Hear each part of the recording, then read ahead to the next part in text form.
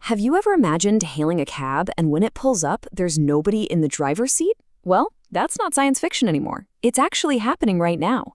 Today, we are diving deep into the next giant leap for self-driving cars, and one company that's planning on putting them on a street near you very, very soon.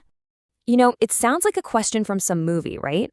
But for folks in cities like Phoenix and San Francisco, the answer is already a definite yes. The race to get fully autonomous cars on our roads isn't just heating up, it's hitting a whole new level of speed. So here's what we're going to cover. First, we'll get the lay of the land. Where are we with this whole driverless revolution? Then we'll pop the hood on Waymo's incredible new taxi.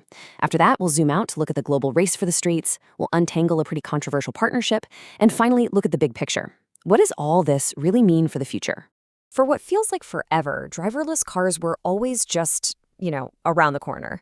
Well, I'm here to tell you we have officially turned that corner.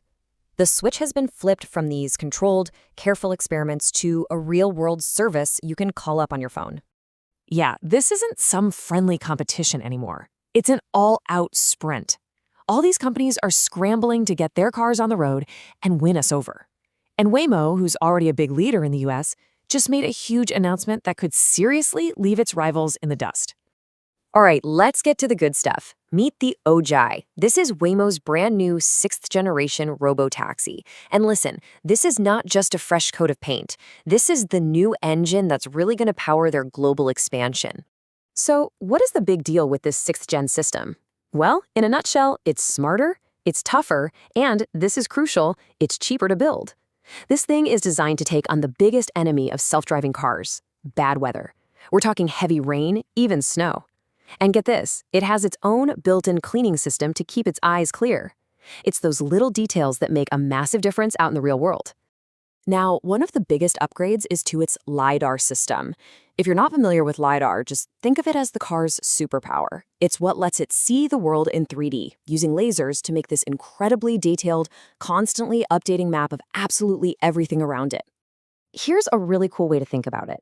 You know how a bat uses sound, echolocation, to fly around in total darkness?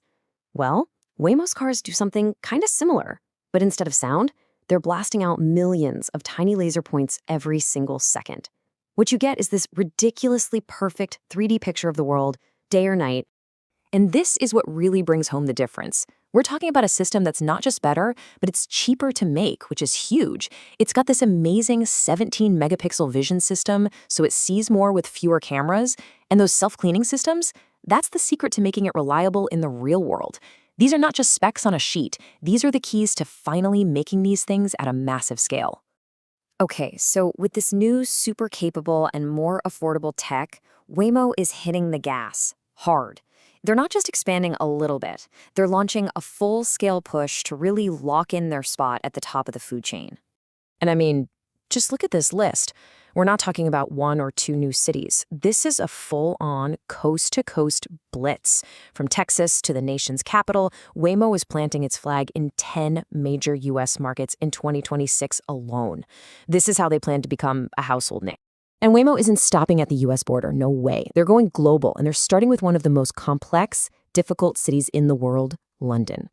This is a massive statement. This race for our streets is no longer a local thing. It's a global war. But this huge expansion plan has hit a bit of a geopolitical speed bump. See, the car itself, the physical shell, is made by a company called Zeekr, which is owned by the Chinese auto giant Geely. And that's got some people in Washington raising their eyebrows. During a recent Senate hearing, this whole issue was put front and center. Senator Bernie Moreno, he did not mince words. He directly challenged Waymo on how this partnership looks. So this really lays out Waymo's side of the story. Their argument is pretty simple. Zeekr just gives them the dumb shell of the car. All the brains of the operation, the computers, the sensors, all the secret sauce that makes it a Waymo, that's all installed right here in the US. They are adamant that their Chinese partner has absolutely zero access to their tech, or more importantly, to your data. So let's just zoom out for a second and look at the bottom line here. Getting to this point has cost a truly mind-boggling amount of money. And that just tells you how incredibly high the stakes are in this winner-take-all race. I mean, to give you an idea of the scale here, Waymo's parent company, Alphabet, burned through over $7.5 billion last year on its experimental projects, and Waymo is by far the biggest one. That's not just a big bet, that's an all-in, mortgage-the-house kind of gamble. But, and this is a huge but, here's the other side of that coin. Even with those massive losses, Waymo is currently valued at a staggering $126 billion. That tells you everything. Investors are willing to put up with these insane short-term losses because they think the long-term prize is going to be absolutely astronomical. And this is the prize they're all chasing. By 2030, the global market for this stuff is expected to be worth over $25 billion. If Waymo can grab just a decent slice of that pie, all the money they're spending right now will look like a drop in the bucket. You know, at the end of the day, this is about so much more than just a cool new way to get a ride. We are talking about a technology that could completely rewrite the rules of, well, everything. Transportation, logistics, even how our cities are designed. This isn't just an upgrade, it's a revolution. So we'll just leave you with this thought. Think about how the smartphone went from being this quirky new thing to an essential part of our lives in just a few short years. As robotaxis make that exact same journey, the real question isn't if they'll change our world, but how dramatically, and in ways we probably can't even imagine yet.